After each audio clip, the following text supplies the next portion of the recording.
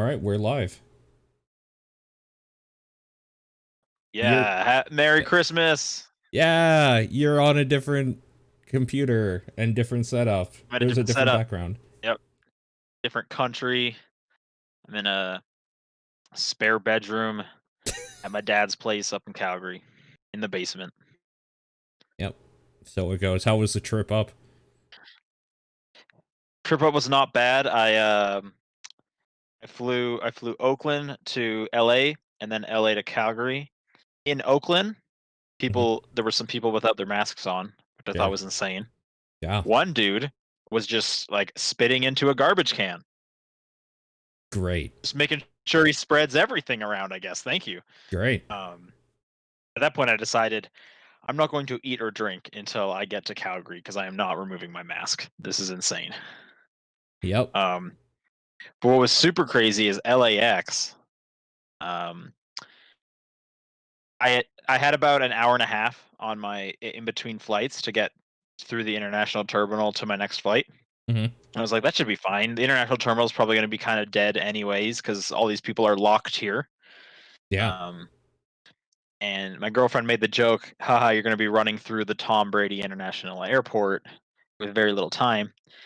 If she hadn't mentioned that the international airport was named Tom Brady, I would have had absolutely no idea where to go because all the signs when you land and you get in there are just Tom Brady's this way. It doesn't say international airport, it just says Tom Brady and then keeps pointing it towards where Tom Brady is. Yeah. You gotta take your picture I with would Tom Brady. so I would have been absolutely lost. And it was getting down to like the wire, like I was at like 30. I got to like, I got to where it's told me and where it stopped giving me directions. um but my flight wasn't on any of the boards. I kept asking like random people at gates, hey, would you be able to help me? I'm looking for this flight with WestJet. And they're like, oh, WestJet, well, I know WestJet's not here. Thanks. Okay, well, cool, Yeah. thank you. And it's like, am I, can you point me to where the international terminal is? Oh, that's here. You're in the international terminal, but WestJet's not here. Great. Finally, one person was like, oh, you got to go all the way down here, down the stairs.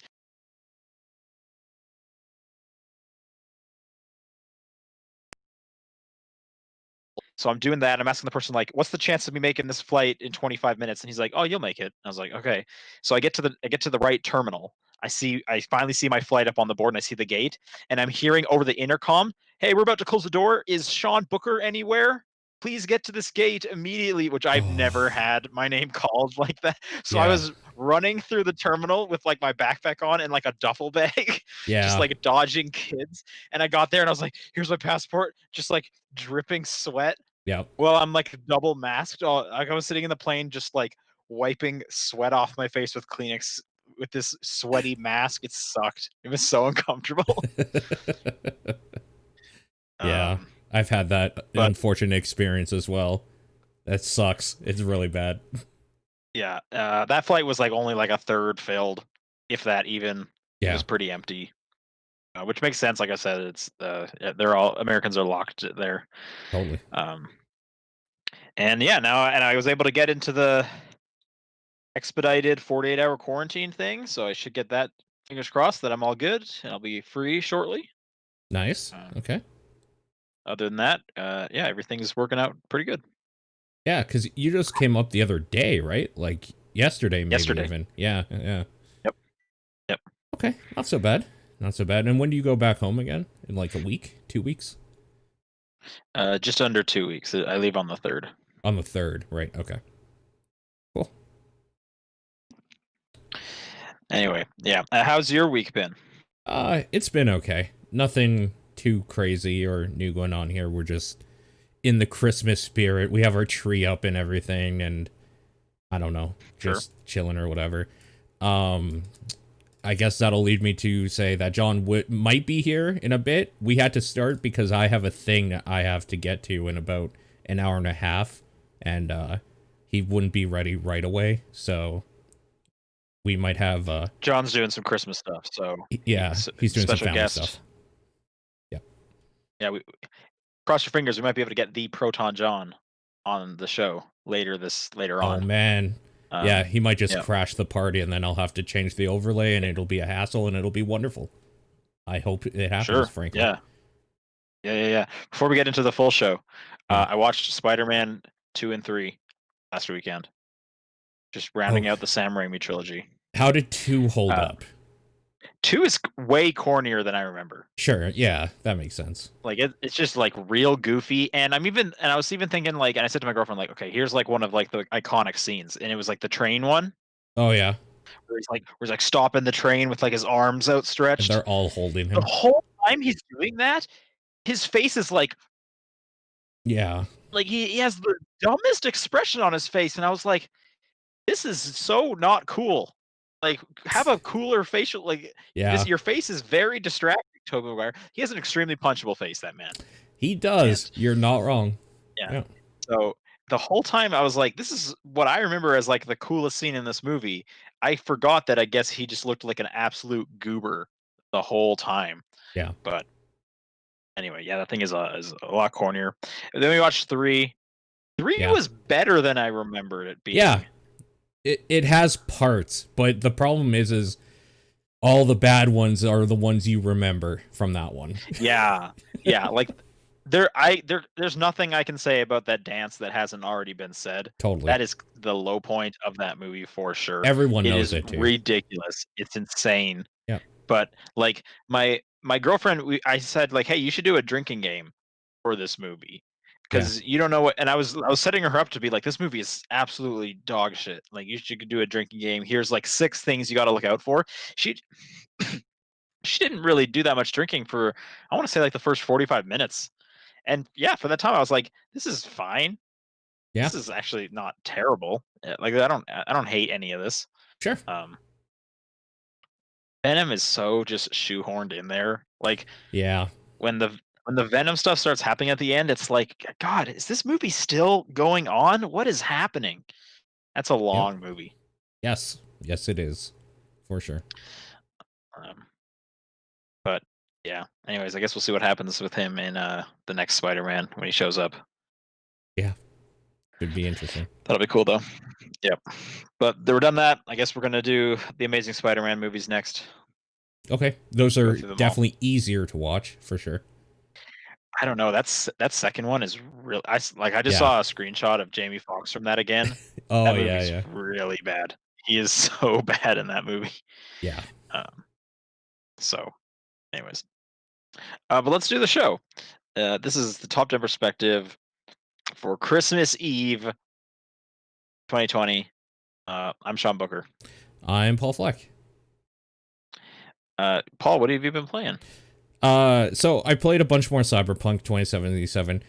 I think I'm at the point where I'm just probably gonna mainline some story stuff more than I have been, because I could stay forever in that world, and I kind of just want to move on right now to other stuff, and I kind of want to see that story.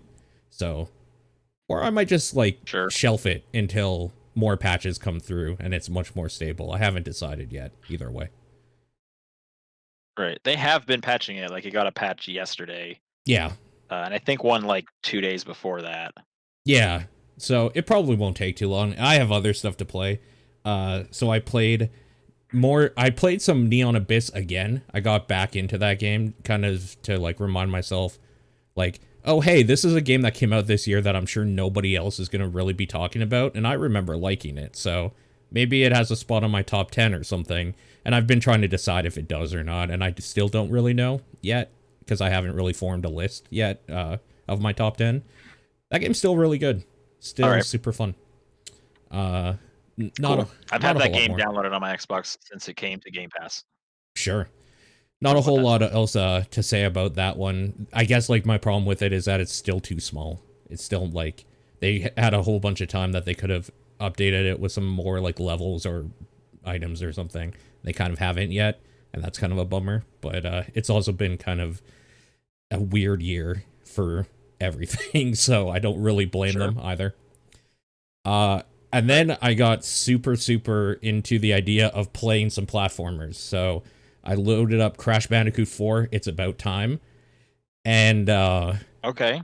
That's definitely a new Crash game for people that like Crash Bandicoot games. And if you told me that you don't like Crash Bandicoot games, I would be like, yeah, that's totally fair, for sure. There are... Which Mhm. which version of like the lives system did you go with? I went with classic, but it doesn't matter. Or retro or whatever. It doesn't matter because I have so many lives, it's not going to make a difference.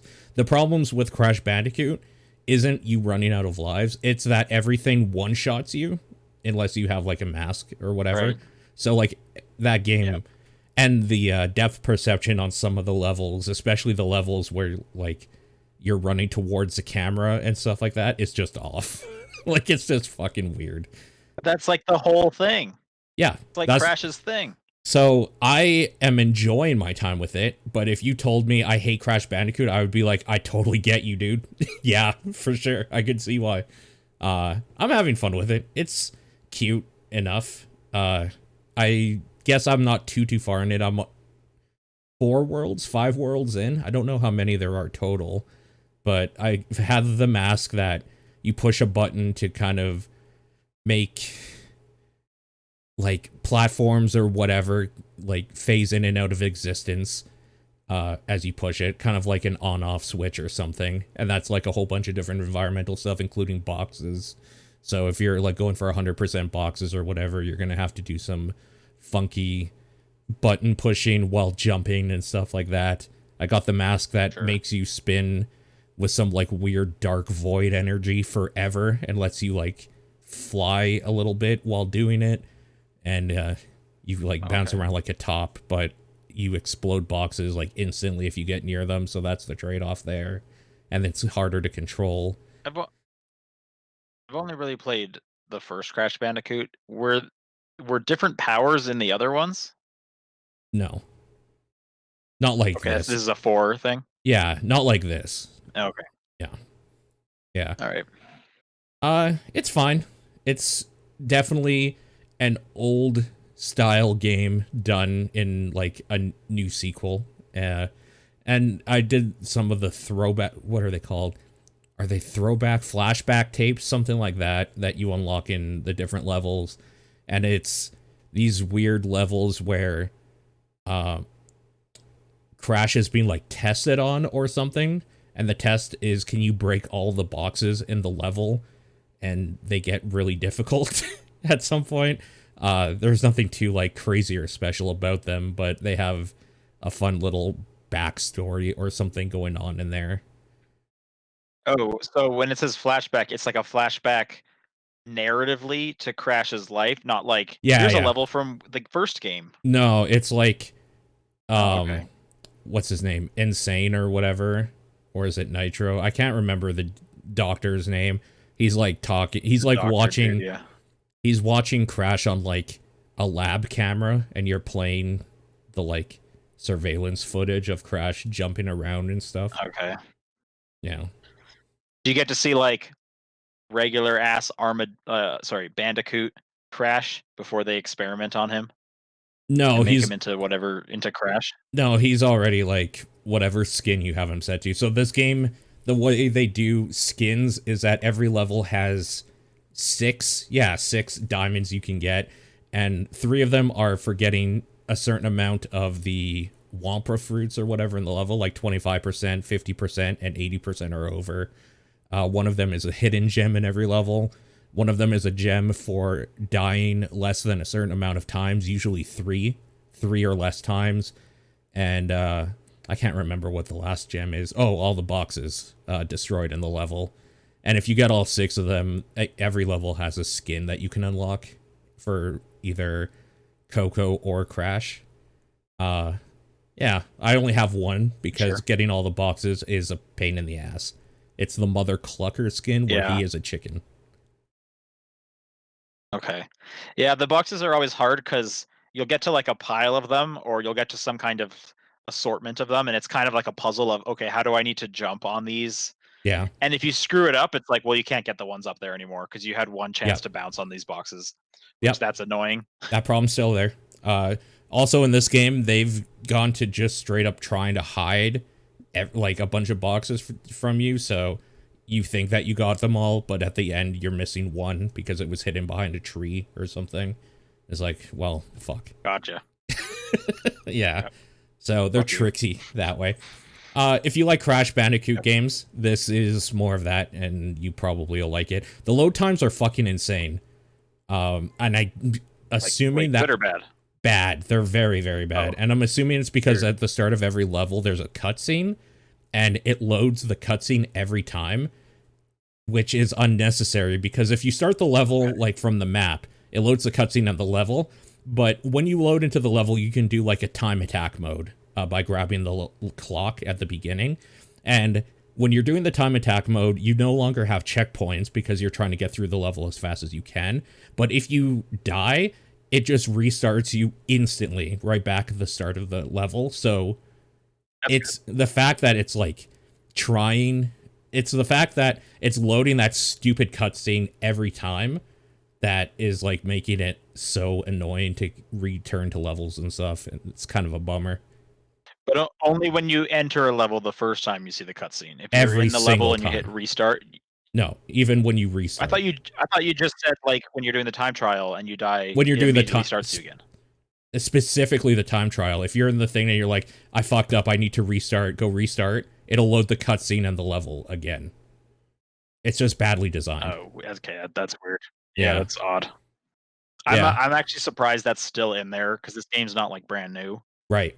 It seems like something they would have like added a toggle Yeah. by this point. Super weird. It made me realize not a lot of people were talking about this game either. Like, it seemed like a week people are like, hey, Crash is out. Okay. And then that's it. And I'm wondering, it's probably just because so much shit has come out. But yeah, not many people talk about it. Yeah. It's fine.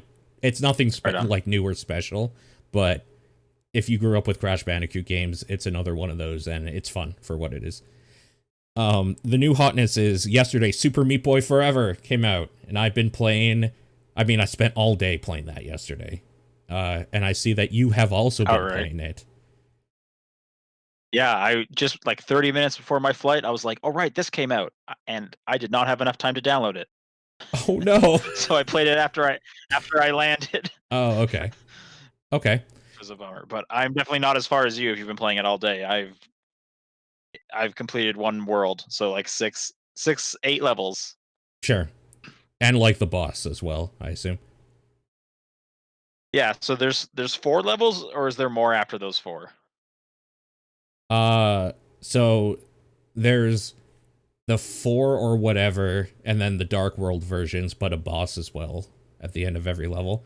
And it's weird because they're randomly generated worlds. So like the levels that you got are going to be different from the ones I got because I played the game at midnight when it came out, and I cleared the first world. And then I was like, okay, cool, I'm going to stream this game. So I deleted that save file because I didn't know that. And I was like, I'll just start again. It's no big deal. Then I started streaming the game, and the levels were completely different, except for like a few key areas that were the same. That's super weird. Like, Yeah. wait, so if I go back and replay some of World 1, will it be a different stage? No, but if you started a new save file, it probably would, because when you start a save file, it says seed and then a bunch of symbols. I think that determines like what you get in the levels or like what layouts you get. Because when you look up how many levels there are in this game, it says 7,000 plus, and that's not true. Like, right. Yeah. Unless like you to access them, you have to keep starting a new save file. Yeah, you would That's need weird. Why would they do that? I don't know. What is the benefit of that? It's so weird too because I got a loadout in stage 4, the lab, in world 4, in stage 2, where I can't progress because there's like later on these like pulley systems that you hold on to and it kind of pulls you into an area that like clipped me into another thing from that level, and I literally can't move at that point, so I can't complete the level. Well, can't you just restart the level and... Yeah, and I'll get stuck there literally every time. I did it 3 times. Oh. So I Weird. don't... Okay. I forgot. I gotta send them like a clip or something and say, how do I fix this? Because I can't beat this level. Yeah, I don't know. So for anybody who doesn't know what this is, I guess it's been described as an endless runner. In my mind, I think of endless runners like Cannibal or Robot Unicorn Attack or whatever, where you're literally just kind of dodging stuff as the screen floats by. This is much more kind of like if you were to play, this is much more like Super Meat Boy 2, but the caveat is you can never stop moving in a direction. There's a lot more Well, platforming and I think it is still a runner. It is not an endless runner, but you know, it's like Bit Trip Runner. sure, You know, it's like it's Runner 3, yeah, it's much right? more It's like Rayman. puzzly. It's like those It's much side-scrolling no, Rayman games. It's like Mario Run. no, it's much more puzzly and platformy than those though. There's a lot of like going back and forth in the same area to avoid shit to continue. Sure. I think some of those, specifically like Super Mario Run, does kind Yeah, of have that when you're it's trying to more get like all the Run. coins. There's a It's lot more of like like Run. bouncing back, Yeah, but yeah, you're never like standing still and being like, okay, how am I going to jump this? It is a runner, and you have to like get some very crazy timing. Um, yeah. yeah, that first boss took me a while. That first I'll boss say. is real cool. Good use of the mechanics. I liked it quite a bit. Yep, it's good. It's difficult, but yeah, it's a lot of like I need to know exactly how this pattern works, and then it's just wall jump forever. Yep, Yada yada. a lot of back and forth. I hate the music in the first area. The music in the I just second want to area say, is way I better. I don't like the music. I haven't actually heard the music in the second area. I'm like 2 stages in, but I had the music off. I was about to say though, I do not like the music, and I've only heard the first stage. Yeah, It actually reminds me of like music you'd hear in like an episode of SpongeBob. it's very twangy country-ish Yeah, music with a banjo and everything. Yeah. yeah. Yep. Also, just kind of, I haven't played Super Meat Boy since it like launched, and then it had that absolute banger of a soundtrack. So that's what I'm Yeah. comparing it to. Yep. I still But listen like, to that soundtrack regularly. So yeah. right. So like, because this is not chiptune. No, I wouldn't say it is. No. No, whereas that one was I know the original Super Meat Boy, they did change the soundtrack. Was that second soundtrack still chiptune? No, that second soundtrack was more like this. Oh, okay. I guess Yeah. that makes sense that It's it's like more like now this I then. understand why people hate Yeah, it. yeah. Yeah. The second world track, way better, back on track. And then it's kind of meandering ambient tracks after that that aren't as bad as the first stage, but not as good as the second. So they have 1 out of 4 in my mind right now. Okay. I don't think this game is as good as Super Meat Boy, at least from what I've seen. It isn't, but I'm still loving it a lot. I still really like this game. I am enjoying it. Like it doesn't. I mean, it does the whole like you start back immediately. You Yep. can watch your run with all of your clones, which is cool. Yep. But there's a few times where it just seems like I like launched my character in a way that obviously wasn't right, and it's like, well, now I'm basically dead. But I'm like stuck. I need to just kind of jump into a pit to get going. Yeah. Whereas I feel like Meat Boy's designs were a little tighter, which I guess would make sense because this is some procedurally generated stages, so Yeah. it's definitely not going to be as tight. Um, Yeah. The checkpointing in it is pretty fair though, at least to make up for it, which is kind of nice. oh yeah, I do yeah. wish There's a that there ton of was checkpoints. I do wish there was a dedicated restart button rather than having to find a way to die to get back to your checkpoint start. I wish there was a way you could just restart the stage, That too. Yeah. Yeah, the fact that you which is can't odd is because there's no crazy. like press. Yeah, you have to quit out the stage, go back into the stage, which is odd because Yeah. if you wanted to, for whatever reason, the game does time you, and for each checkpoint, it tells you how you're doing in comparison to, I guess, like a par time, if Yeah. you're over or under somewhat. So you can kind of see that. So if you cared about that, um, And you you should would have to because it you'd have unlocks to, more of the game. oh, does it? That's what unlocks the Dark World is getting A+ on everything. Oh, I didn't even notice there was like a letter grade. I should go Yeah, back and look. there's an Um, A+ for getting the par time or under. Otherwise, you don't unlock the Dark World variant of it. So it's pretty important if you want more game anyway. If you don't want more game and you just want to go through the light world, it doesn't matter for sure. But it's pretty short game otherwise.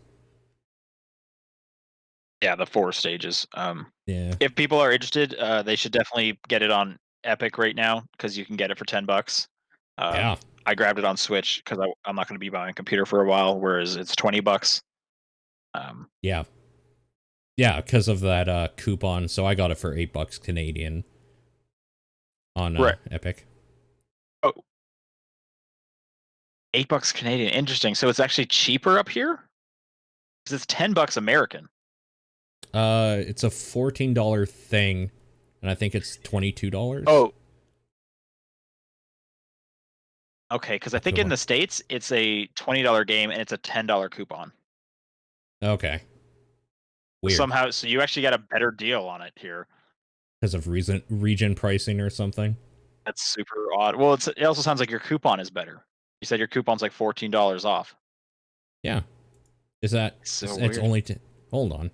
Maybe that was like the old coupon, because I don't think I bought anything on Epic for a long time. That might have been from like the last sale. Oh, maybe it's an older coupon or something. Anyway, you can get a brand new coupon from Epic by redeeming one of their free games. So go get yourself a free coupon, put it Yeah, no, towards Super Meat Boy $14 Forever. for Canadian. Crazy. But you have to spend $21 or up. Yeah, ours is you have to spend $15 or up usually, but it's $10 off. Right. Yeah. That's all I've been playing, though. Right on. Other than that, I finished up the Destiny 2 expansion. I enjoyed that. That was cool. Um, You are a stasis boy now. yeah, I equipped that because might as well. Yeah, It's the new one. I've played with the other one for long enough. sure. Um, I also started. I'm slowly playing a little bit of Cyberpunk here and there, Yeah. and just praying I don't get like some weird game-breaking bug that ruins my save. Oh my god, like that. There's another bug they found where if you craft too many things, it just corrupts your save and it's unrecoverable. That's the save file Yeah. one, 8 MB. I think they just fixed that one, I Okay. believe, Good for in them. the yesterday's patch. And I think that Okay. was also just on PC, Oh, if really? I'm remembering correctly. Okay. But that was the craziest bug I've like ever heard of. If your save file goes above 8 MB, it corrupts. And I saw that headline and I was like, I wouldn't I've never heard of this before. I wouldn't even know how to begin like preparing for that. And I guess specifically for Cyberpunk, it was the more stuff you craft, the bigger your save file gets. But Yeah. worrying about save file sizes is an insane problem to have. Yep. Yep. That's absolutely crazy. No good. I've been playing through Kentucky Route Zero TV edition. Okay. I'm doing it on the Xbox. I think it's a great version of that game. They updated the graphics a bit. They do have the ability to play with the older graphics if you'd like. For those who don't know, Kentucky Route Zero is it's basically a point and click adventure game that was episodic that came out over the course of I don't know, 5 years. Mm-hmm. I remember playing some of those first levels when I moved to the States, so it's been going for a while, and they finished it up this year, early this year in January, I believe. Um, I think it's definitely worth kind of playing through this one because I guess during the development they released a series of like interlude chapters in between each one of the episodes that are kind of important for the story, and those are built into the playthrough of the TV edition. It'll just move you along them in the correct order, Yeah, that makes which that's sense. just really nice to see. Yeah. Um, it plays and it's very similar to kind of those old LucasArts adventure games in terms of like what the way you're interacting with stuff, the way you're looking at an environment, and how everything's just kind of presented to you. There's it's kind of like here's a really great looking picture, and your guy's going to move around it and talk to the people, and there might be a little bit of parallaxing going on and yada yada. It's not as it is simultaneously not as wacky as a LucasArts adventure game, but also there is like a lot of silly things happening in this world, while the game is also just like I don't want to say real serious, but it has like an atmosphere and a mood to it um, that you wouldn't think would be silly, and then all of a sudden you're at a weird office building where the third floor just has bears in it. Sure. Okay. Just cause, and then when you hit the elevator, there's just a bunch of crabs. I don't know. No. Just yeah, just some crabs around there. Um, it's cool. If you like adventure games, this is a really cool one to check out. Um, and yeah, I'm currently in the second episode of There's 5 episodes and there's 5 interludes, or there might be 4 interludes. I didn't look too closely. I don't know if there's one after 5. I don't see why there would be. Anyway, that's a good game. Okay, cool. The last game I'll talk about, and this is a physical card game, Okay. tabletop game. It's called Wavelength. Oh, I should have brought it. I could have held it up. Wavelength is, it's a tabletop game. It comes with a cool little like spinner device thing Uh-huh. where the concept of it is, it's 2 teams against each other, and each team takes turns designating someone to be the psychic, Okay. who like controls the device. And it's the box is really nicely designed where you can like pick up the spinner and it like inserts into the box, and the cards all have a nice insert, so like the box turns into the play field in a nice way. So that's just really cool to see. um but what happens is, so the device, I'll do my best to paint a word picture for our audio listeners. The device has 3 ways you can interact with it. First, it has a slider that reveals half a circle. It's in Okay. the shape of like a circle on a stand. So you Okay. can reveal the circle, you can close the circle. It has a dial with a pointer on it that you can turn to where you're going to make your guess. And then the very back layer is it has a scoring thing. So if you think of like a pie chart that you rotate while the circle is closed so that you don't know where the high scoring points are going to be. Okay. So if you think of a half a circle, I'd say only about a quarter of that circle is going to be worth points. So I'm rotating the back circle. I'm rotating the points. I don't know where it's going to be. I'm the psychic. I open up the device and I can see, all right, scoring points, they're on the far right side. Okay. What then happens is I draw a card, and the card has 2 binary options on it. It could be like hot with an arrow pointing left, cold with an arrow pointing right. And I'm the only one that knows where the scoring point thing is. I have to then close the device and I have to say to my team something that is gonna, if the scoring point is on the far right side and cold was pointing to the right, then I have to try and get them to guess where the dial should point. So I'm gonna say something like an ice cube, because ice cubes are very cold. Mm-hmm. And then they're gonna look at what the binary options are: hot left, cold right, and they're gonna rotate the dial thinking where is the points on that half circle. Okay. So the colder something I would say, the further to the right they would go. The hotter something I would say, the further to the left they would point. But I only get to give them one clue, and then they have to kind of talk amongst themselves. And the idea is they're trying to read my mind, quote unquote, from the book. And then if they get it right, they get a certain number of points for how close they were to the center point of that scoring thing. Okay. And you go back and forth making turns like that. Um, Okay. the other team gets to have like a quick little rebuttal where after your team has put their dial in, they get to say, "I think the top score is actually going to be further to the left or further to the right," and they get like a bonus point, which is kind of fun. Cool. Okay. It's a cool little party game. It seems like it's a little complicated, but you play like half a round and you're like, "Oh, this is like the most simple thing ever." So I Oh. I got that for Christmas, and I brought that up to play with my family. I'm going to play some more of that tonight, but that's a cool game. If you're looking for a fun party game, again, that's called Wavelength. If that sounds kind of up your alley.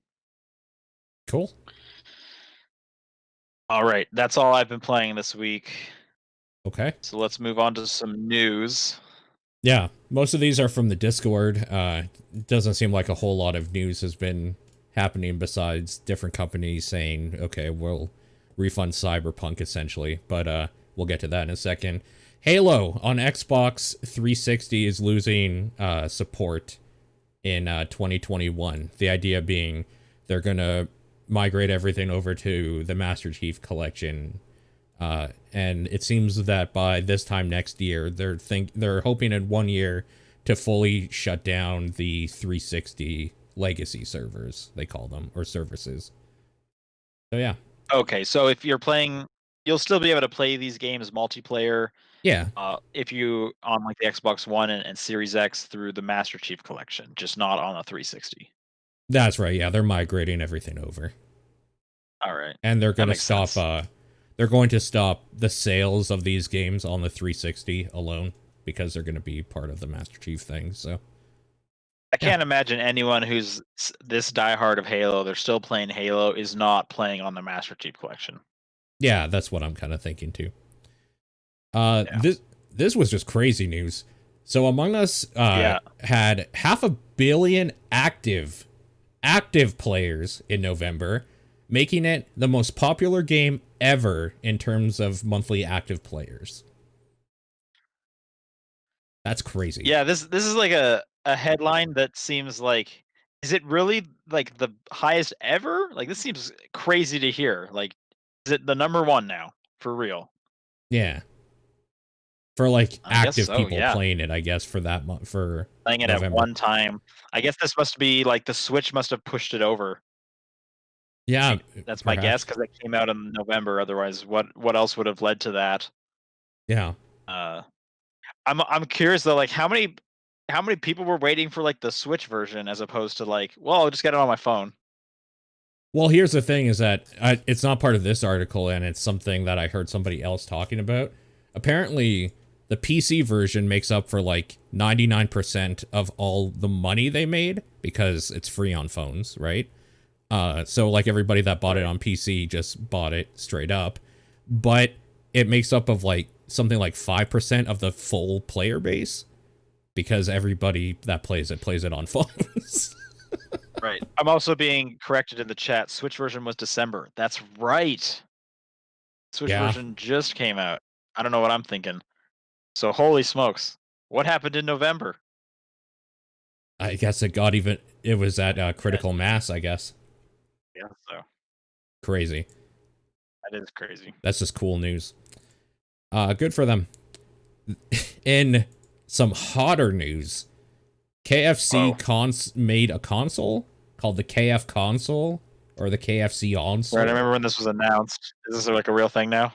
This is a real thing with apparently an Intel CPU, a replaceable GPU that you can like upgrade your graphics card basically. It's an upgradable GPU or swappable GPU slot. Intel Nuke 9 apparently, NUC 9, and most importantly maybe a built-in chicken warmer. Yeah. Yeah, okay. I don't think anyone's ever going to actually see a real one of these. I think this is just a stunt online to get some like they made like retweets. one of them for pictures Yeah. and stuff. Yeah. Or it's a 3D model. Or it's a 3D model. Yeah. Like I want to see a video of someone plugging this into a TV and playing a game on it. That's what I want to see. Yep. Yeah, it's called the KF console, Yep. which actually doesn't really. So it's what is it? It's the Kentucky Fried Console. I guess so. That Yeah. also fries chicken, or I guess warms chicken. Yeah. It warms chicken. Yeah. And you know what? If it like has that good of a GPU and CPU in it, that's probably how it warms it. Right? It just takes the heat directly from that. That thing would get extraordinarily greasy and gross, I think. Well, I mean, if it's manufactured properly, it'll have like a drip tray. And what is this special surprise guest? Actually, this person, he needed this news story. We needed a special correspondent for. John, tell us everything you know about the Kentucky Fried Console. All right, so this got announced a couple months ago by KFC, and people thought it was just a marketing gimmick the whole time. But I no, still they've think been that. yeah, no, there's no way. Like KFC, after they made that dating sim game, there's no way. This was totally going to be both a marketing stunt and also like a Steam box. Like they were ready for this. Yeah. I mean, I said it a second ago. I want to see a YouTube video of someone plugging this into a TV. I want to see the stunning 4K and 240 frames per second gameplay coming out of this thing. I mean, let's be And I real. guess It's a just chicken. a Steam box. There's no way it's anything but just a Steam box. Totally, for sure. Yep. Yeah.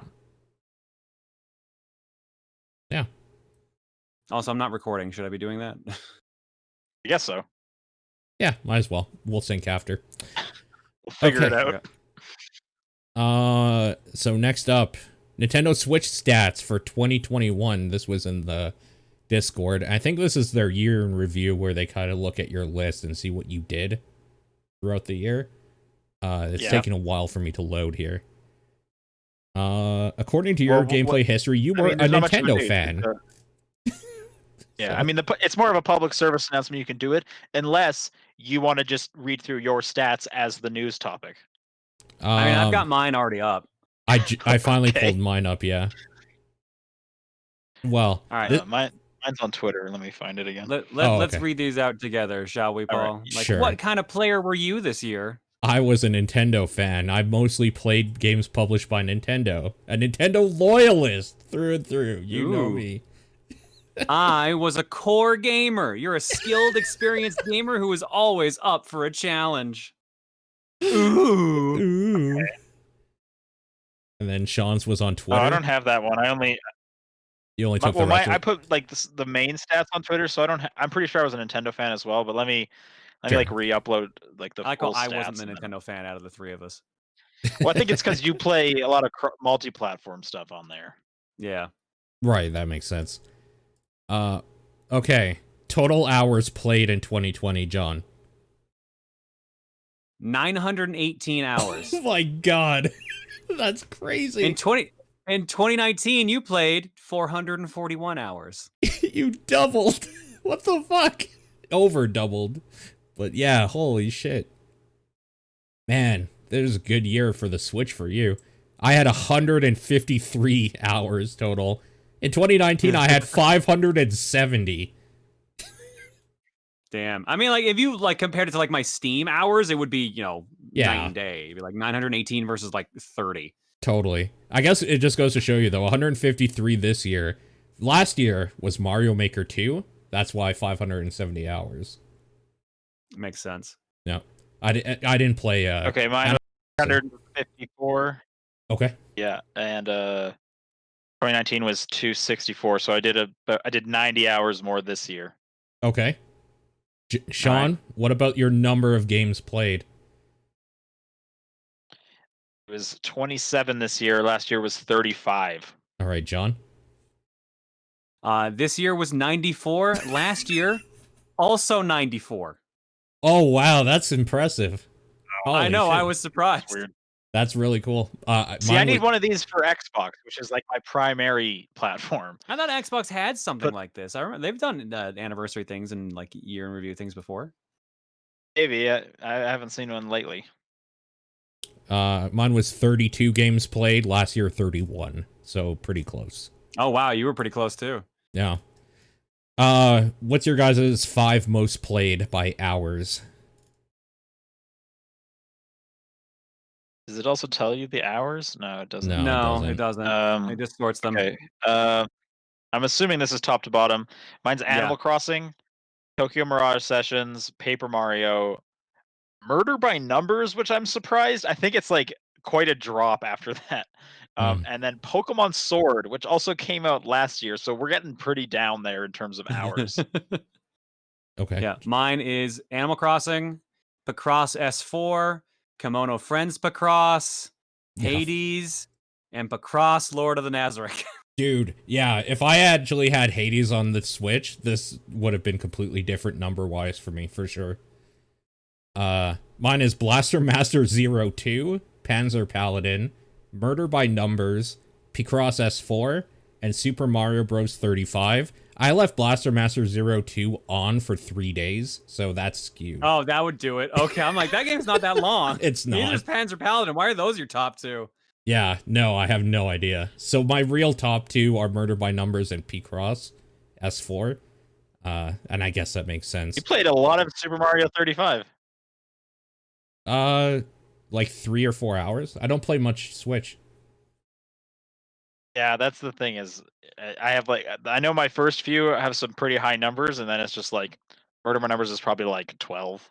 Yeah, exactly. The fact I have 3 Picross games on here, Mario 35 probably would have been here. It's funny because 2019, it was Mario Maker 2, Picross. See, my last year had much more variety. My last year was Smash Brothers, Picross S3, Mario Maker 2, Pokemon Sword, and River City Girls. Yeah, okay, that makes sense. And I I had Fire Emblem, Pokemon Sword, Mario Maker 2, Tetris 99. That's got to be just because that's like the only thing my girlfriend plays on the Switch. Oh, okay. And SteamWorld Quest, which is Oh, not yeah. really a long game. Yeah, sure. What was your most active day by hours? Monday, March 30th, Okay. which I think Thursday, March with Animal 26th. Crossing. Yeah, it's got to be Animal Crossing. Mine was July 22nd, and I don't know why. I love that looking at my graph, you can tell exactly when lockdown started because January is 34 months, February is 36 months, March is 114, April is man. 129, May is 69, 51, 105, 75, Nice. 75, 118, 79, and 33 for December. Wow. Yeah, that's crazy. 60 is my only high number for July. Everything else is 0, 1, or like 2, basically. I can't think what happened in July with the Switch at all. Me neither. Oh, that's when I played Blaster Master and Panzer Paladin. So, again, Okay. skewed. I'm guessing for me, it's probably a cross release. Oh, I can yeah. guarantee most like super cross releases. And then yeah, that's about it. The rest is all for their Club Nintendo stuff. What does it recommend to you based on your history? I'm just curious what you guys got. Very bottom. Oh yeah, I forgot it does that. Yeah, hang on. Mine is Grim Yeah, Fandango Remastered. I earned over Verge. 10,000 gold points. Oh, holy shit. Jesus. This is pretty Sorry, I didn't on. mean to cut you off. What were your 5 suggestions? Grim Fandango, Axiom Verge, SteamWorld Dig 2, Shantae, and The Tourist. Like, all of which I've played and loved, except The Tourist I haven't played at all. So that's pretty on. Oh, this is weird. My recommended titles is different than last time I looked at this. Oh. Last time I looked at this, it recommended games that I've definitely played on other platforms. It recommended Owlboy. It recommended Shantae and the Pirate's Curse. It recommended, I think it was Axiom Verge. There's a couple of them. This time around, it's recommending Mighty Switch Force Collection, Axiom Verge, Severed, Blossom Tales, and Shantae and the Pirate's Curse. Huh. It's weird that they actually gave me 2 different lists. I'm going to reload and see if maybe it gives me something new. Now I'm curious. Actually, yeah, if you click on the button below, it shows top picks for you straight up, and there's a bunch of the ones that were here before. So, yeah. Those 5, old school musical, Owlboy, Iconoclasts, Bloodstained, which is weird because I definitely have that. Penny Punching Princess, Shinsekai Into the Depths, and Shakedown Hawaii. Those are my top 10 suggestions, apparently. Yo, no joke. I just clicked on the thing, games that we think you'll like. I do legitimately like almost all of these. Good on their algorithm. Yeah. Holy crap. Yeah, For You on Sale also has some good suggestions too, like Okami HD, A Short Hike, Fight Crab, Collection of Mana, Moon, Ollie Ollie, Bloodstained again, Carol Blaster. Short Hike is a good game. These are honestly pretty good suggestions based on what I play. Yeah, algorithms are scary. I don't like it. Okay. Overwatch is free to play until January 4th. So for your Christmas break, if you've wanted to play Overwatch, you can do so. What's going on with that sequel? Yeah, I don't know. Yeah, that's what I want to know, man. Yep. I'm ready again. Every time I watch, I'm like, man, Overwatch is a good game. Sure. All right, quick announcement at PS5. It'll now warn you if you're about to play the last gen version of a game. Okay. Oh, good. That should have been there to begin with. Oh, for sure. Yeah. But, you know, that UI came in hot, so it's slowly fixing itself. But yes, glad to hear that because that's not absolute nonsense. Sure. And then this last story I grabbed is some of this is past, but just in continuing with the cyberpunk nonsense. Some retailers are now offering refunds even if the game is opened, which is pretty crazy. Specifically, Best Buy is doing it up until December 21st. That date is when CD Projekt Red said a big patch was coming. So that's why they said after that they're not going to do it. GameStop is also doing it. They don't have that date, so I don't know how far they're doing that for. But Even if you open it up, you can still return it. That's bonkers. Sure. Here, watch this. Yeah, John, what have you played this week?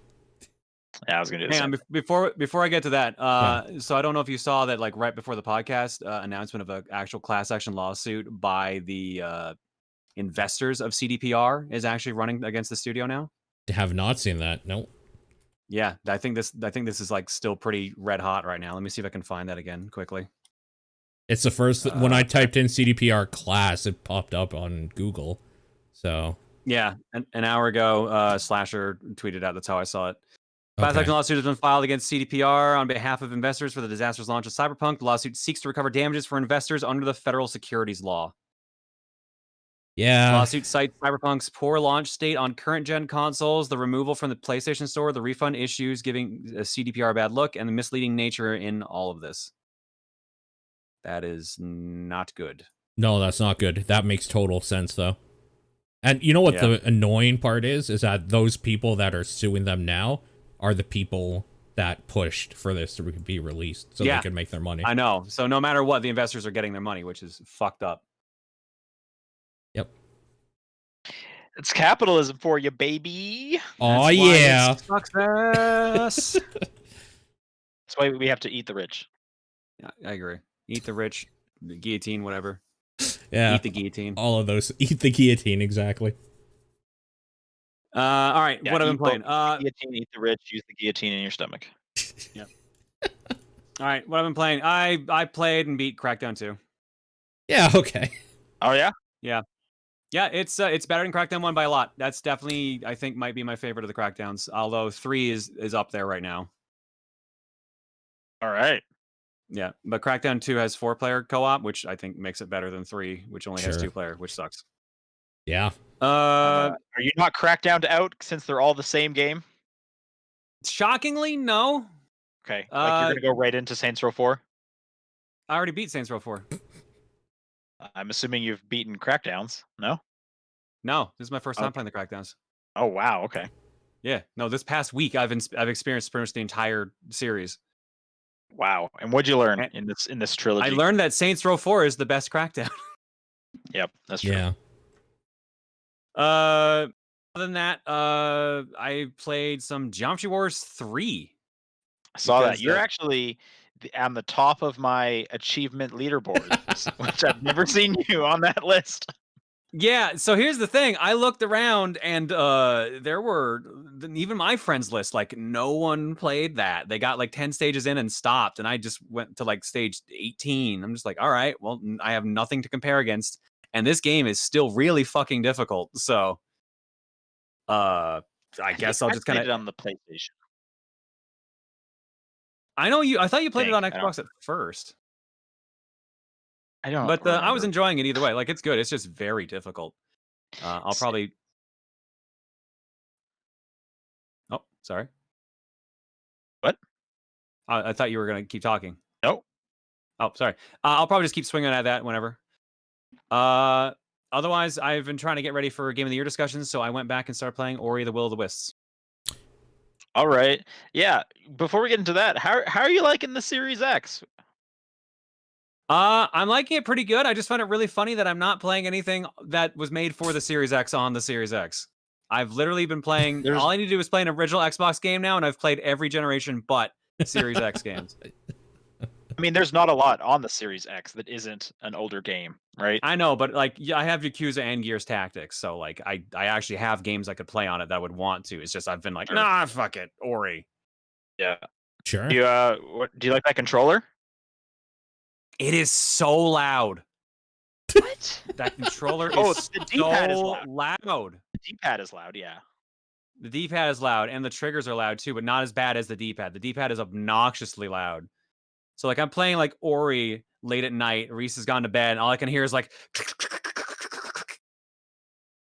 I just use the analog stick. For Ori? I did it. I did it for both of them. Know. I played through the first Ori twice. I did it for 3 of them. It feels more comfortable with the D-pad, to be honest, for me. Yeah, I don't play any 2D platformer with the analog stick. That sounds like heresy. Yeah.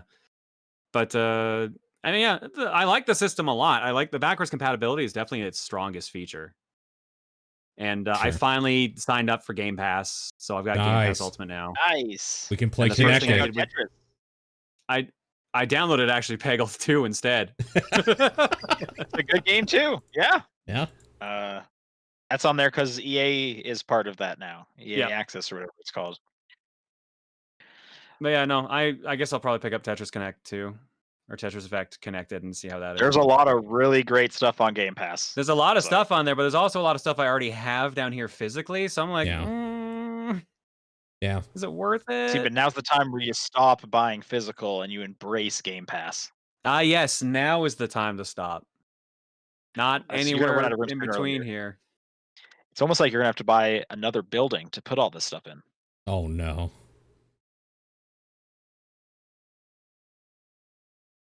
Or I could buy another hard drive instead. I see your point. Yeah, that seems like such a better idea, right? Yeah. Other than Pacross Never Ending, that's all I've been playing. Are you liking it, by the way? Yeah, I'm liking Ori a lot. I definitely like it better than the first one. So far, anyways, than the first one. Totally. But I'm not far enough to make that major call. Sure. But man, it's funny playing that game and being like, how much shit did they just kind of lift from Hollow Knight? Yeah, there's a lot of stuff they lifted from. Yeah. I don't know that I would say better Metroidvanias, but a lot of things they lifted from other Metroidvanias for sure. Yeah. Good for them though. Playing the other one feels dated now after playing Will of the Wisps, so that's fair. It needed it. I think Will of the Wisps can do 120 frames, or it might be even able to do more than that on the Xbox. No, you're right. It does on Xbox. It gives me the option. Sure. Yeah, but then you have to have a TV that can do that. So yeah, there you go. Yeah, that's all I've been playing. So let's go to questions. Let's do it. All right. If you want to send in a question, it's topdownperspective@gmail.com, @TDP Podcast on Twitter, the Discord channel, or John's P.O. Box. I got this first one because quiz. No, I read the answers because I moved it, so the answers are ruined for me. But I'll give you guys this quiz that was written in. So Matthew wrote in and said, "Sounds good. With Sephiroth in Smash, that means there's finally Final Fantasy spirits. They're all from 7, so I thought up 4 spirit fights for characters from other games. See if you can figure out who they are. Answers are at the bottom. All right, the first one, female Robin. Hang on. Yeah. What are we doing? I don't know. Okay, so they're about to describe a Final Fantasy character. No, is it just Final Fantasy or is it any game? Just Final Fantasy series, but because all the ones in there are from 7, he's doing from the other games, so not 7. Okay, so these are all Final Fantasy characters that are not from 7. That's right. But they are described through a spirit battle in Smash Brothers. Okay. And then you're gonna guess what okay. who or what the character is or that he's saying. Okay, number 1, female Robin prefers using arc fire, accompanied by 2 metal Robs, fights on Ice Climber's battlefield stage. Terra? John? I don't know who that is. Okay, you're right. It's Terra. Okay. Yeah. Terra from Final Fantasy VI, the intro when they're riding in on the little mechs. Yep. Okay. Okay, number 2, Princess Daisy, accompanied by Palutena, Bowser, Pikachu, Ice Climbers, and Charizard, defeat the others one-on-one before Daisy spawns in. Daisy has a gun. This is shit. Who's the character from 10? Yuna? Riku? Yuna? Okay, so Sean, you're saying Riku? I thought it was Riku from 10 too because of the gun. Okay, it's Yuna. And it's her summons. Doesn't she have a staff? That was also where I'm like, that's the gun. That's the gun. It's really funny. That's a funny one. Okay, number 3, Ken, accompanied by Ice Climbers. Ken likes to taunt and guard. What? This is so stupid, this one.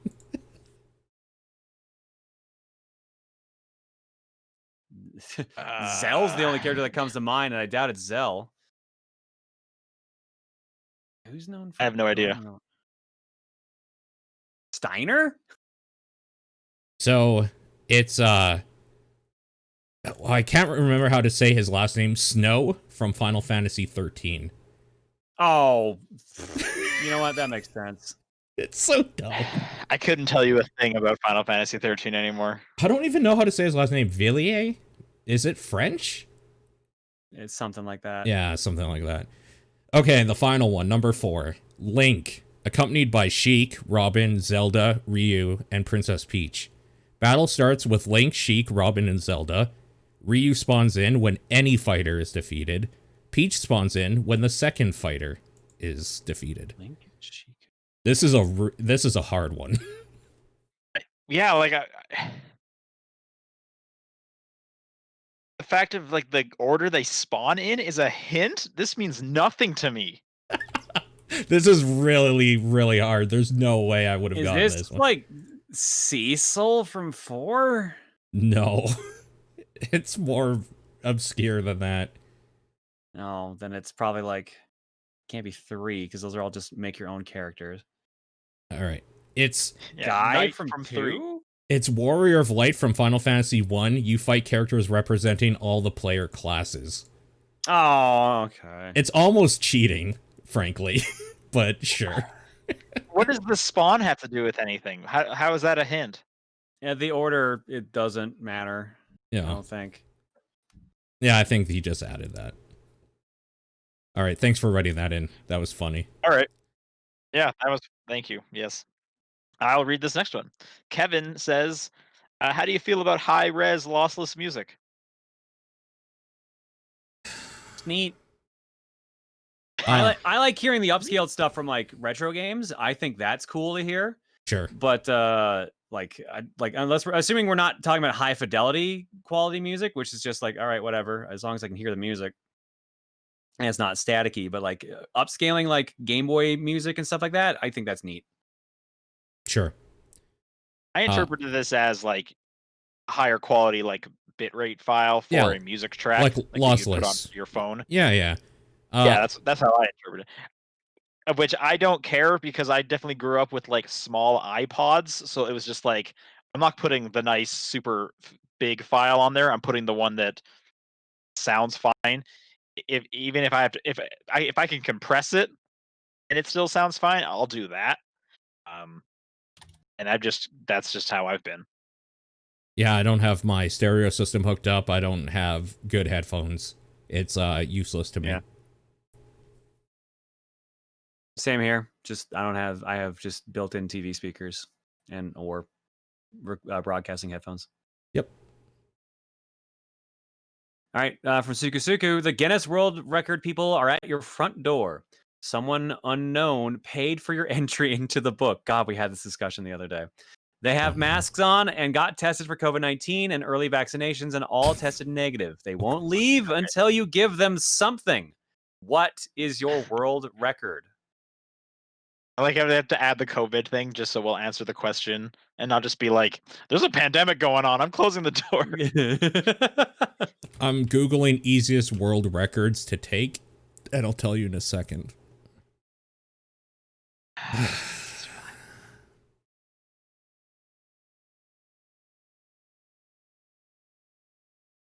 I don't know. It would have to just be able to, it would be like doing something that's not difficult for a long time. Like that's where the difficulty comes in. I feel like that's probably some of the easiest ones.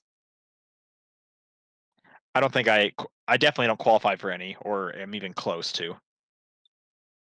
Most NES games stacked on a shelf in an hour. Yeah. Sure, why not? Probably. I'll just take everything down and then just restack everything up as fast as possible. Man, like I once won a promotional T-shirt at a Walmart because I was able to stack the most Oreos without it falling over in under 30 seconds. My sister actually did beat me, but hers fell over, so I ended up being the winner by default. Nice. Default's the best. Fault. Second question. What Hollywood history setting do you want to see more games set in? Personally, I think it'd be cool if there were more games about cavemen or about the Roaring 20s. I like the idea of LA noir. I would like more kind of in that setting because I love noir style storylines. So that would probably be my answer. But also, Okay. it would be cool seeing like open world caveman games. Sure.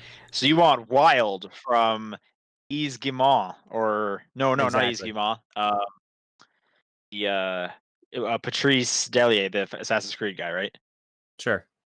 Wasn't that what he was working on? Wherever that game is, Giant Snake Lady. I think something like that. I would love more. I'll even just take more movies, just more like Clue style whodunits. Sure. That'd be cool. Knives Out is awesome. Give me a game like that. Give me another movie of those. Sure. I don't even care the era, I should say. Man, it sucks because until God of War 4 changed everything, my answer was totally like Viking Nordic shit, but that shit's everywhere now. So that's no longer a proper answer. The 20s would be interesting. I think that would be an interesting time period. Prohibition era. Yeah. Well, there's that new one coming out by what's the movie guy's name who's doing it with his wife? Movie Is guy? the game called Mad Max Empire Fury of Road Sin? guy? I'm thinking of Empire of Sin. Oh yeah, Empire of Sin's out. Yeah, John Romero and his wife were doing that. So there's that one. Yeah.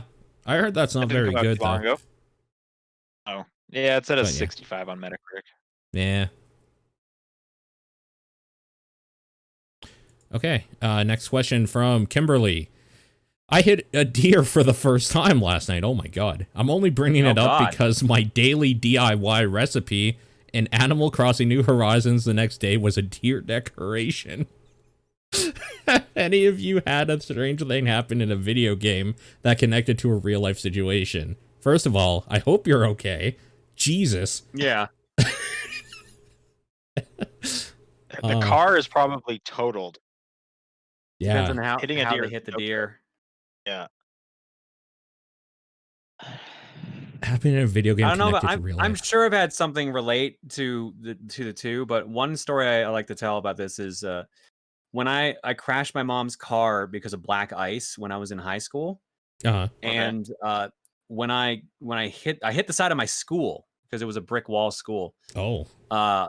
And when the car hit the wall, the song and CD I was listening to was called "Wonderful Sight."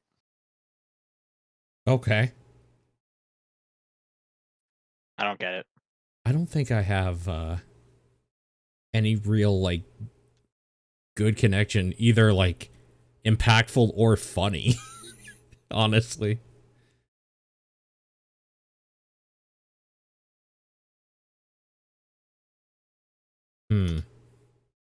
I can't think of anything. I can't think of anything off the top of my head, and nothing I have is probably this close to what God, they have. no. Yeah, yeah. God, no. Ikoi Troy writes, with the removal of Cyberpunk from the PlayStation Network, do you think consoles that have the game downloaded will eventually start going for large amounts of money online? I'm sure there's someone who wants it.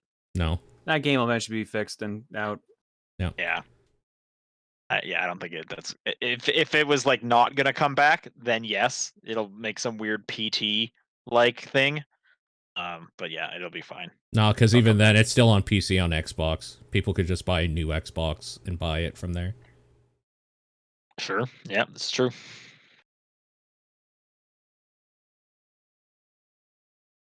Next up from VGC Kenny, if you had to theme your 70th birthday around doing an activity from a video game in real life, what would you do? 70th? 70th. Oh man. I hope I'm still at a point where I can drive go-karts because I'm going to do Mario Kart. Oh, that's good. I bet you won't be allowed to drive go-karts. What about that would be an issue for what about the company. like from Mario RPG? You just like fight the cake for your birthday.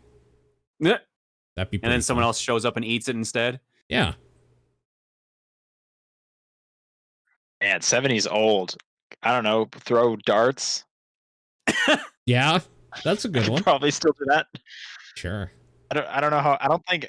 I don't know a lot of 70-year-olds, so I don't exactly know how active they are. You think laser tag is out of the equation? Probably that's pretty physically taxing. What if it was all just 70-year-olds? Like I just brought my friends, so we're all slowly walking around with laser guns. Probably less taxing at that point. Maybe that's what we do, and then we have a fun pizza party afterwards. Because what else are you gonna do at Ooh. Laser Quest? Yeah. True.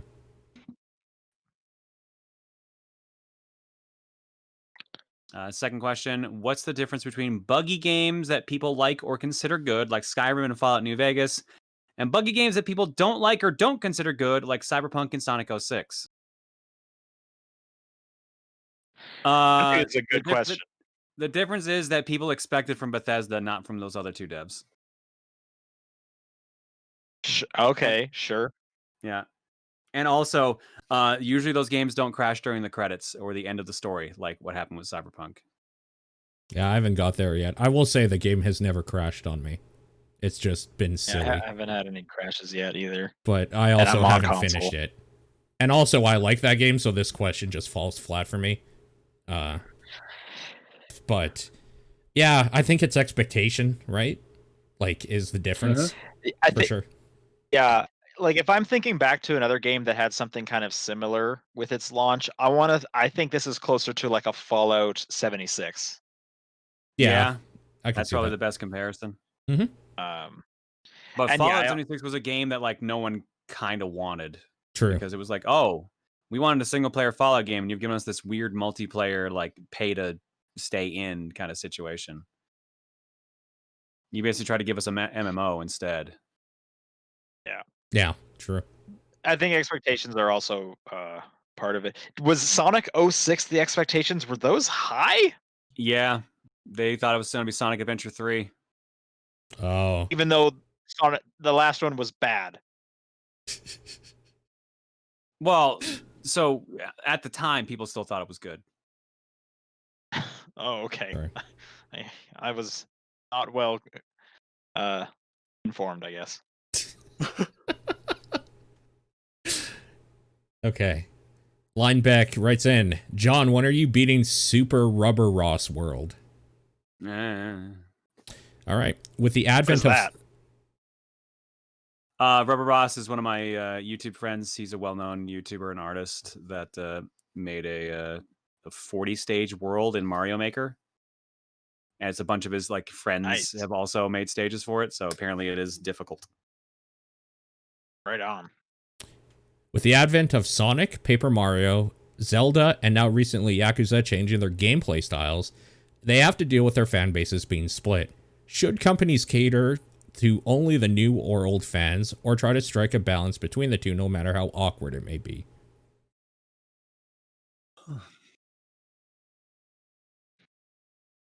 Another good question. I don't think they should try and blend them every time, because that would just get, I think you're just going to dilute it and you're going to get kind of two bad things instead of making one good thing. Yeah, I would argue you make kind of one for both, and then maybe slightly lean in on one or two to make them like, all right, well, if you like this aspect of this game, then go try these games. Like, I like the idea, the concept, not the execution, the concept of like Sonic Mania being for the hardcore Sega Sonic crowd, and then like Sonic Forces or like Sonic Unleashed, Sonic Generations, all that being for like the modern crowd. Like you want the different types for the people that grew up on different things, and then you can just slowly attempt to get them pointed in the same direction. But it's more one of those like easy to say in concept versus actually able to execute in real life. Yeah, sure. I think if the company can afford to, they should never make the same game and always try something new. But I know realistically they're companies, they need money. So sometimes they have to just make the old thing to get paid, basically. That's why I kind of like a bit of a twist.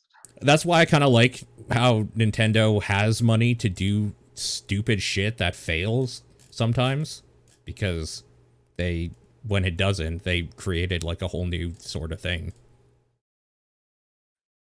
Yeah, and I mean with Nintendo, if you look at like Mario and look at Zelda, they have like two separate tracks at this point. It's like here's going to be the next big tentpole 3D Zelda. Here's the next big tentpole 3D Mario, and then here's the side-scrolling ones that are still good, but you know Sure. they're not going to cause the splashes that our 3D ones are going to do. Yeah. And those both exist and they're good, and I wouldn't want one or the other. Yeah. But that I guess that's the question. Is like what does Yakuza do next? Do they do like a throwback to the original Yakuza style, or do they do a sequel to the new one? I mean, they've said they're done with the story of Kiryu and Majima and them, so like likely they'll probably stick with the new style for a bit if it was well received enough, which I think it Yeah. was. Yeah, I bet they will go back to the old style, maybe not with the same characters or exact storyline. But then it would be this big thing of like, it's been 8 years. Here we go. You guys have waited long enough. We're doing a retro style one. Yada yada. Yep. All right, Rinku writes in and says, "What's your favorite example of fan service a series has done?" Anime titties. I don't know. Like the answer here is probably I mean the reason why Smash Bros is so big, right, is you like to see the new character every time they announce something new. Yeah, the Smash Brothers trailers are the perfect example of fan service. Yeah. Sure. Yeah, I was gonna go a similar direction. I like crossover games. Yep. And when they like pull them off, like you kind of get the best of like from both games put in there. That's why I really like the Professor Layton Ace Attorney one. I think that's a fantastic crossover game. So that's probably my favorite fan servicey example. Yep.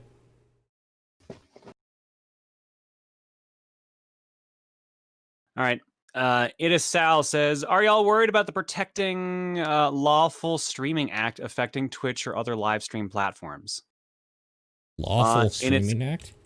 This is the thing I believe that was snuck into the US's COVID relief bill, or like the funding bill that also prevents people streaming illegal content, basically putting jail time for DCMA claims or DMCA claims. A felony to engage in large-scale Right. streaming of copyright material. No, this is fine.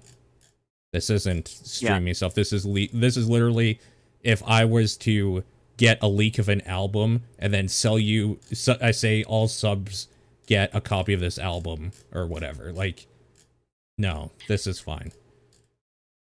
Best way to put it is in its I think the current headline state. I saw is. Oh, sorry. Go ahead. Oh, go ahead. Best way for me to put it is that in its current state, I'm not worried, but I am worried about it being a slippery slope into it actually being an issue. Yeah, yeah. We should be keeping an eye on it for sure. Yeah. Yep. Yeah, and I was about to say the headline I kind of saw is there's this new act. Twitch streamers probably don't have to worry. Sure. But who knows in the future? Yeah, no, for sure. All right, Hebrew Lantern, what person in history would you want to hang out with for a day, and what would you two do? Assume no language barriers, and that person can be at any age in their life. You're the age you are right now. Also, you don't need to explain any wonders of the world, blah, blah, blah. So you could just hang out with a person and just chill or whatever. Probably Da Vinci. Or Da Vinci. That would be okay. Super interesting, for sure.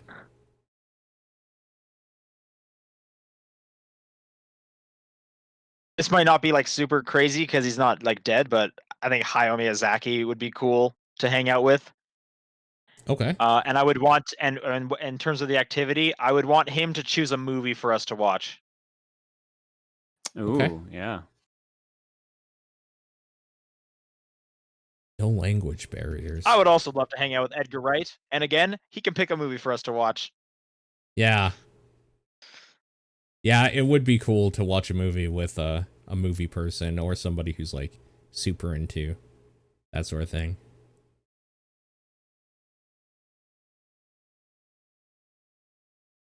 Oh my god, there's so many things. Not sure? Nah, I don't know. I don't have an answer. All right, next question. think it's John. Nope. Oh, then is it me? Yes. All right, Junkie writes in and says 2020 has been a pretty rough year for Nintendo in terms of community online perception of them. What are some things you would like to see them prioritize / do to get back on track PR wise? Apologize? I don't think that's gonna happen. No, it's not gonna happen. You're right. It straight up won't. Yeah. But like that would be nice. They need to work with people that can help with their like online infrastructure so that people don't need to resort to illegal things to play the games that they love. They need to like find out a way to get Melee like through whatever means they want through so people can play it, and they need to like be more part of their community that they built for people to trust them again. I think one of the easiest things they could do is stop throwing such a fuss about the tournaments. Like, just let these people have their Smash Bros tournament, or let Smash be in a tournament. Like, what is it? It barely affects you. like just turn a blind eye to it. I do wonder if it's because it's like copyright issues for them. Like it could weaken their stance on their properties. Yeah, that's what I'm thinking too. How can like NetherRealms put their game in a tournament? Like, how's that any different? Because they officially support it. That's what I think Nintendo needs to do. No, it's not the fact it's in a tournament. It's the fact that they were using an emulator. Yeah, like, which is also a thing that they've notoriously fought for years. People shouldn't have to resort to using emulation. Nintendo should have good online for all of their shit. Just period. That would also help. Fix your damn online. Yeah. I guess the question there comes in, and this is like a total side tangent, but it's like, how long do they need to support Melee when we just talked about the Xbox 360 shutting down Halo servers and no one's getting up? I haven't seen anyone getting upset about that. Yeah, but that's because there's more recent ways to play pretty much all of those games already. That's true. Yeah, that's a good point. And we even talked about the Master Chief Collection. So that's, yeah, kind of just answered my question. Like, literally the only way to play Melee is to emulate or to buy a GameCube. Yeah. Right. And the GameCube copy of the game. I would just say, like, at this point, like, they're obviously not going to apologize, but like, no.